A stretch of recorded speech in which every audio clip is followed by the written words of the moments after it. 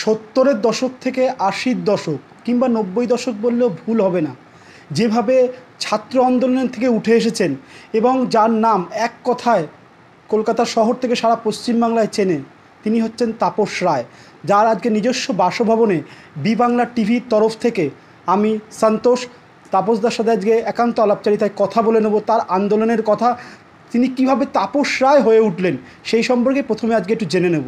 তাপসদা, আপনাকে B Bangla TV নিউজে স্বাগতম।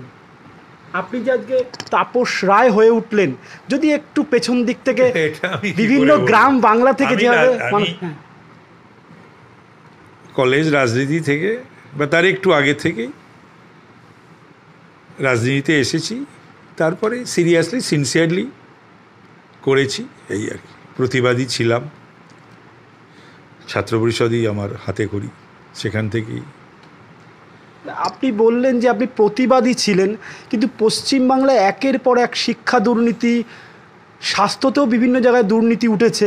তাহলে আপনিও আক্ষেপ করে বলেছেন আরেকটু আগে ভেবে দেখলে বোধহয় হতো।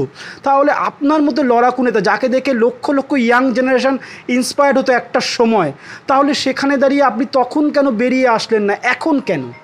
সবসময় বেরোনোর তো একটা মোমেন্টাম থাকে, একটা সময় থাকে। চেষ্টা করেছিলাম দলের মধ্যে থেকেই যা যা বলার বলেও ছিলাম, সবসময় আলোচনা অনেকেই আছে এখনও করে, তারা অনেক জিনিস অনেকে পছন্দ করে না, তারা সেটা হয়তো আজ আমি বেরিয়েছি, আগামী দিন আরও অনেকে বেরোবে। কংগ্রেস থেকে যেটা হয়েছিল বা বিভিন্ন সময় যেটা হয়, এই যে আজকে বাংলার কংগ্রেসে 77 সালের পর থেকে ভোটাররা চেঞ্জ হয়ে গেল কেন, বা 34 বছর সিপিএম ক্ষমতায় থাকার পর সেখান থেকে মানুষ মুখ ঘুরিয়ে নিল কেন, সেটা একই বিষয়, কখনো একটা বাল্ক, কখনো একটা ইন্ডিভিজুয়াল। অভিজিৎ গঙ্গোপাধ্যায় রাজনীতিতে আসা, অভিজিৎ গঙ্গোপাধ্যায় বিচার ব্যবস্থার পরেই কোনো রকম কুলিং পিরিয়ড ছাড়া ডিরেক্টলি একেবারে রাজনীতিতে একদিনের ব্যবধানেই চলে আসলেন। একজন বিচারপতি এইভাবে চলে আসলে বিষয়টাকে আপনি কীভাবে ব্যাখ্যা করবেন?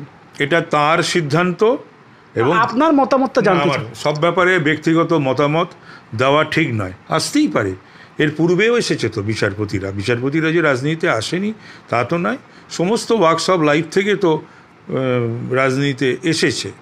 তো সুতরাং এটা বিচারপতি গাঙ্গুলির সিদ্ধান্ত এবং দলের সিদ্ধান্ত। কুণালবাবু একটা কথা বললেন যে বিচারপতিকে বলছেন যে Suvendu Adhikari private limited company, তাকে এমডি, এই কথাটাকে আপনি কিভাবে ব্যাখ্যা করবেন?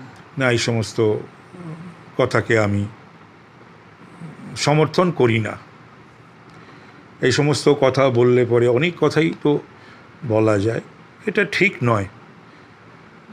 আর একটা কথা আপনি কয়েকদিন আগে বললেন জয়নিংয়ের সময় যে অধিকার পরিবারের সাথে আমার একটা ব্যক্তিগত সম্পর্ক। অনেকে যারা বিগত দিনে প্রিভিয়াসে যারা রাজনীতি করেনি, যদি একটু এই জায়গাটা ক্লারিফিকেশন করেন, কতদিনের সম্পর্ক বা কী একটু যদি বলেন। বহু বছরের সম্পর্ক, আসলে শিশিরদার সঙ্গে আমার সম্পর্ক সেই 80-র দশক থেকে, আচ্ছা 80-র শেষ দিক থেকে শুভেন্দুর সঙ্গে সম্পর্ক। শুভেন্দু তখন কলেজের নেতা, পরে মহকুমার নেতা, জেলার নেতা, প্রদেশের নেতা। অনেকে বলতো যে কি বলে, শুভেন্দু নাকি আপনাকে গুরুদেব বলে ডাকতেন, এই কথাটা কতটা সত্যি? অনেকে জানতে চায় বিষয়টা। এটা কোনো বিষয় না। শুভেন্দু, আমি যখন রাজ্য ছাত্র পরিষদের সভাপতি, সেই সময় ও ছাত্র পরিষদের জেলা, এই কলেজ, মহকুমা, জেলা এবং প্রদেশ স্তরে বিভিন্ন পদে কাজ করেছে, ভালো ছাত্রনেতা ছিল। আপনারই উত্তর কলকাতার নয়না বন্দ্যোপাধ্যায়, যিনি একটা অঞ্চলের বিধায়ক, এবং তার সম্পর্কে কুণাল ঘোষ বলেছিলেন যে নিজের কেন্দ্রের 2টো আসন হেরে যায় এবং সুদীপ বন্দ্যোপাধ্যায়কে ভীষণভাবে অ্যাটাক করেছিলেন। তারপরে ফিশ ফ্রাই আর কফিকে হঠাৎ করে বলে দিলেন যে ম্যানেজ টাইপের হয়ে গেলেন। তার এই যে ভোল বদলটা, এটাকে নিয়ে কী বলবেন? এটা তাদের একদম দলীয় ব্যাপার, সুতরাং সেই ব্যাপারে আমি কোনো কমেন্ট করব না। আর আপনি ধরেন এরম শোনা যাচ্ছে যে আপনি মন্ত্রী হওয়ার আশায় তৃণমূল ত্যাগ করে ভারতীয় জনতা পার্টিতে আসলেন, এরকম জায়গায় কান পাততে বিভিন্ন জায়গাতে এরকম সোর্স মাত্র জানা যাচ্ছে, এ বিষয়ে আপনি কি বলবেন? আমি জানি না এটা কী বলছো, কোত্থেকে এই সমস্ত খবর পাচ্ছ, আমি জানি না। এই সমস্ত আশারে গল্প কে বা কারা তৈরি করে ছাড়ছে, আমি জানি না। আর কি বলবেন যারা নতুন 2024 সালের ভোটার 2024-এ ভোট দেবে তাদের উদ্দেশ্যে, ইয়াং জেনারেশনের উদ্দেশ্যে কি বার্তা দেবেন? ছাত্ররা রয়েছে, যুবরা রয়েছে। ছাত্রদের বলবো 6-7 বছর কলেজের নির্বাচন বন্ধ, আর যুবদের বলবো বাংলার কর্মসংস্থান। এবং এই ছাত্র যুবরা এই মুহূর্তে যে বয়সের মধ্যে পড়ে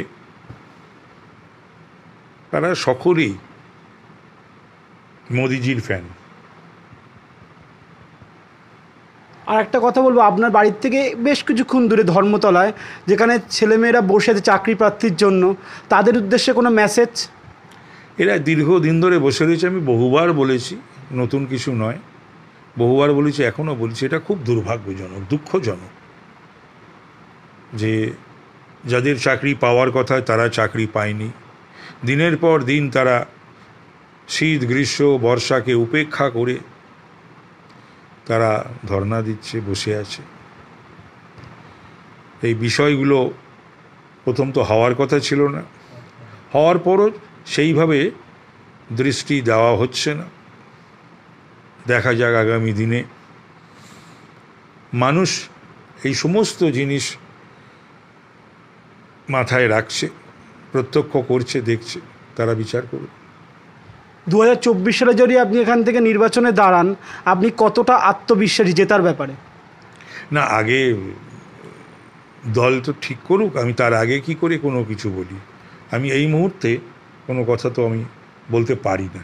না, তবুও মানুষ তো জেতার আগে একটা পরিকল্পনা তো করে, সব কিছু পরিকল্পনাহীন তো। এখন দল ডিক্লেয়ারই করলো না কে প্রার্থী হবে কি না হবে, আমি পরিকল্পনা করতে শুরু করে দেবো। অসংখ্য ধন্যবাদ বি বাংলা টিভি নিউজকে সময় দেওয়ার জন্য। নমস্কার। আপনারা শুনেই নিলেন তাপস রায়, যার কথা শোনার জন্য এখন সারা বাংলা তাকিয়ে আছে। সেই তাপস রায়ের সাথে একান্ত আলাপচারিতায় বি বাংলা টিভি নিউজের পক্ষ থেকে আমরা তার সাক্ষাৎকার নিলাম। ক্যামেরায় শুভাশিস সরকারের সাথে সন্তোষ সাধুকার রিপোর্ট, কলকাতা।